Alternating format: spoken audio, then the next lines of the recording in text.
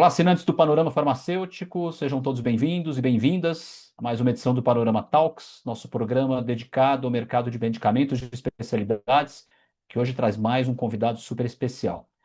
Quando nós falamos em medicamentos de especialidades, normalmente nós pensamos em terapias oncológicas, doenças raras, imunobiológicas, mas existe outra categoria estratégica, que é a de vacinas, e que de alguma forma vem redefinindo o conceito de inovação em saúde. Mais do que ferramenta de prevenção, elas passaram a ocupar um espaço central e importante em discussões sobre biotecnologia, soberania produtiva, pesquisa clínica, incorporação tecnológica, e é justamente sobre essa convergência entre inovação, acesso e desenvolvimento que a gente vai conversar com o Dimas Covas. Ele é cientista-chefe da Sinovac no Brasil e um convidado mais do que especial no momento em que o país busca ampliar a capacidade de pesquisa e produção e fortalecer seu protagonismo aqui na América Latina. Já falei demais, agora vou passar a palavra para o nosso convidado. Dimas, obrigado aí pela presença. Bem-vindo ao Panorama Talks. Olha, eu que agradeço, Leandro. Um prazer estar aqui com você e para abordar temas tão importantes. Muito bem, Dimas. Bom, vou começar com algumas perguntas, naturalmente provocativas, né? Mas sei que você vai ter plenas condições de fazer uma análise abrangente aí sobre o momento atual do país. O Brasil, obviamente, ainda convive com baixas coberturas vacinais, mesmo dispondo de um dos maiores programas públicos de imunização do mundo. E aí queria que você avaliasse, né, os gargalos, né? Onde está o principal gargalo? Se é que existe algum específico. Está no financiamento, está na comunicação com a população, ou existe a necessidade de uma melhor articulação entre os diferentes atores do sistema de saúde? Bom, é uma pergunta que está no ar há um bom tempo, né? E você mencionou a questão da cobertura vacinal. Quer dizer, a cobertura vacinal nos anos 2010, 2015, 2016, quer dizer, é uma das maiores coberturas do mundo, né? E a partir daí, essa cobertura vem caindo ano a ano e se acentuou muito após a pandemia, né? Então, os fatores, as causas que levam a isso, no meu entender, são múltiplas, né? É difícil você colocar a culpa em uma única causa, mas algumas são determinantes, tá? Eu vou tentar esquematizar aqui para facilitar o nosso raciocínio. Primeiro, falta de vacinas? Não. Quer dizer, o Brasil tem conseguido trazer vacinas, o Programa Nacional de Imunização, aí com mais de 2 dezenas de vacinas no calendário, né? E, mais recentemente, né, não tem faltado vacinas, né? Isso aconteceu em algum tempo atrás, mas a partir de 2023, 2024, isso foi regularizado, né? O segundo ponto, quer dizer, sistema vacinal. Quer dizer, nós temos no Brasil um grande número de clínicas especializadas em vacinação na área privada e temos os postos de saúde, os postos de vacinação públicos, né? Em todos os municípios do Brasil existem isso. Então, também não é a rede, vamos dizer assim, de aplicação de vacinas. Falta, então, o ponto mais importante, né? Que é a pessoa que precisa ser vacinada. Quer dizer, obviamente que essa pessoa precisa procurar esse posto ou precisa ser motivada a fazer a sua vacinação. E esse é um ponto que, na minha interpretação, tem respondido em parte por esse decréscimo na cobertura e mais do que isso, né? Quase que uma resistência que essa cobertura não venha progredindo, né? Então, aí são alguns fatores importantes. Primeiro, o que eu chamo de hesitação vacinal, o negativismo vacinal, vamos dizer assim, que é talvez uma definição mais clara, e isso decorre de que a população perdeu, não vou dizer de forma geral, mas uma parcela da população perdeu a confiança ou perdeu a crença no valor das vacinas, né? No passado, quer dizer, os pais, né, faziam questão de que seus filhos fossem vacinados, né? A partir de um certo tempo, isso já não é tão mais importante. Ponto um. Ponto dois, no passado, a vacinação era feita de uma forma mais sistematizada, era feita inclusive nas escolas, né? Eu mesmo tomava as minhas vacinas na escola, na escola primária. Isso não ocorre mais hoje em dia. As campanhas nacionais. Antigamente tinham as campanhas nacionais, né? Tinha o Zé Gotinha, que tinha os dias de vacinação, comparecia nas praças do Brasil, nos shoppings, né? Isso também tem diminuído. Então, no conjunto, para resumir, quer dizer, apesar de uma série de fatores, basicamente eu entendo que existe uma certa leniência em relação ao ato vacinal, e aí os atores são as pessoas, de uma forma geral, e o próprio Estado, né? O próprio responsável por manter as coberturas vacinais, que não tem sido eficiente no sentido de elevar esses números.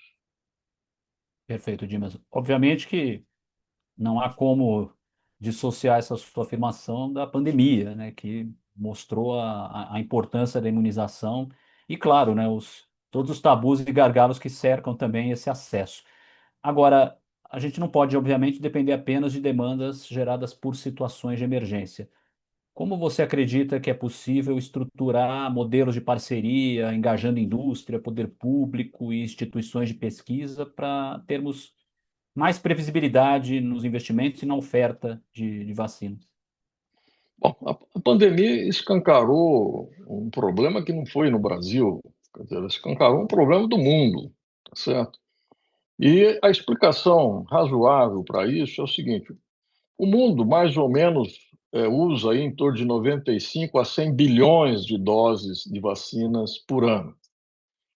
Desse quantitativo, 80 a 85% são produzidas por cinco companhias, cinco grandes companhias. Ou seja, existe uma concentração enorme do mercado produtor, né? E, obviamente, qualquer alteração na logística, qualquer interação em preço, enfim, leva, obviamente, a dificuldades de obtenção das vacinas. Veja, esse é um problema do mundo de uma forma geral, mas ele é mais grave nos países mais pobres, né? Nos países em desenvolvimento, onde essas vacinas não chegam, né?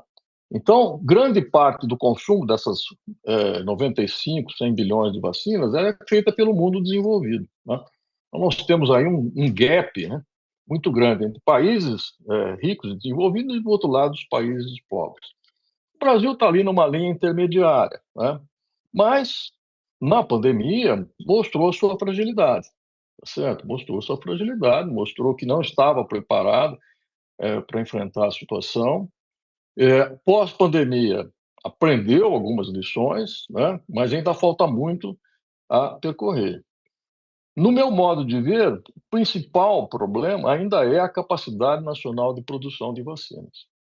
Quer dizer, no Brasil, hoje, nós temos praticamente dois institutos públicos que produzem vacinas, que é o Butantan e o Fiocruz, e não temos mais ninguém produzindo vacinas, né?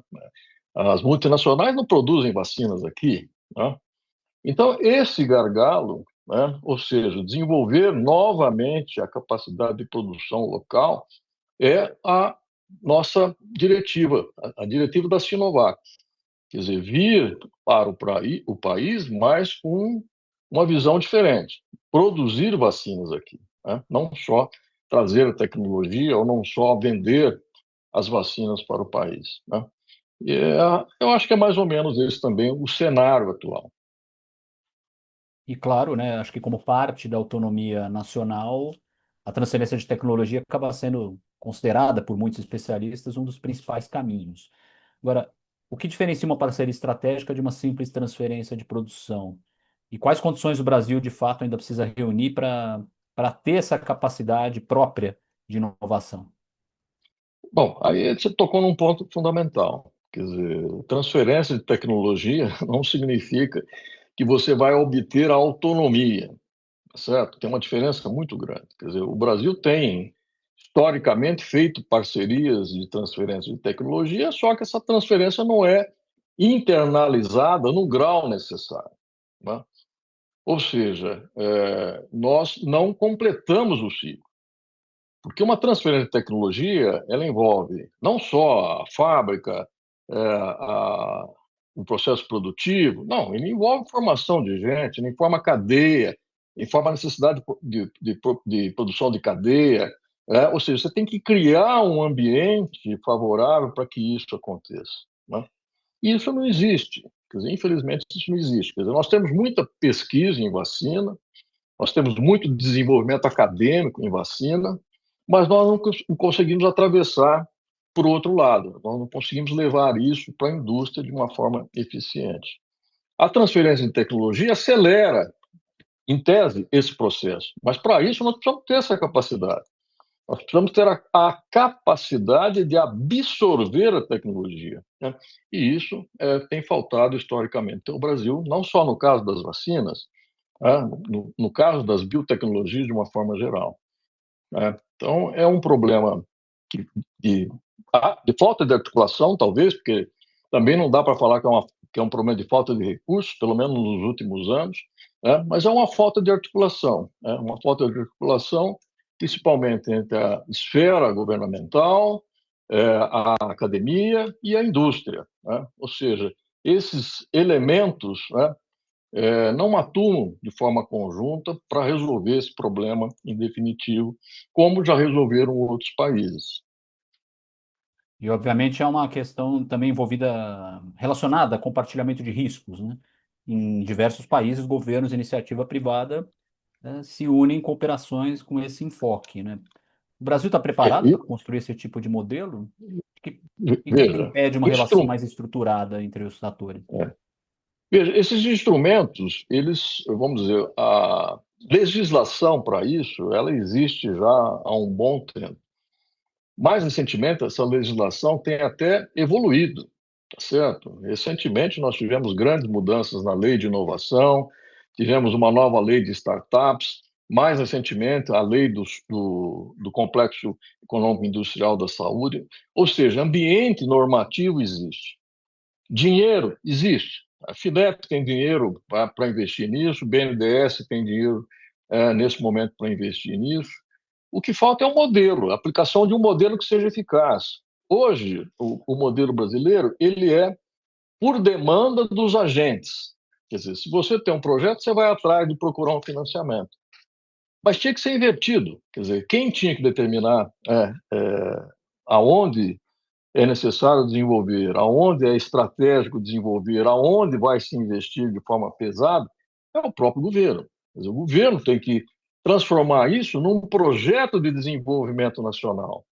Quer dizer, eu tenho ouvido muito, a saúde lá não pode ser só despesa, ela tem que também ser um elemento estratégico do desenvolvimento econômico. Isso é claro, isso é cristalino, tá certo? A China está fazendo isso, a Coreia fez isso, o Japão fez isso há muito tempo.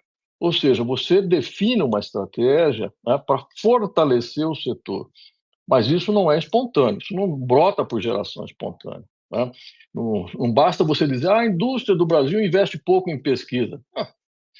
Por que ela investiria? Tá certo? Ou seja, a pergunta é ao contrário, né?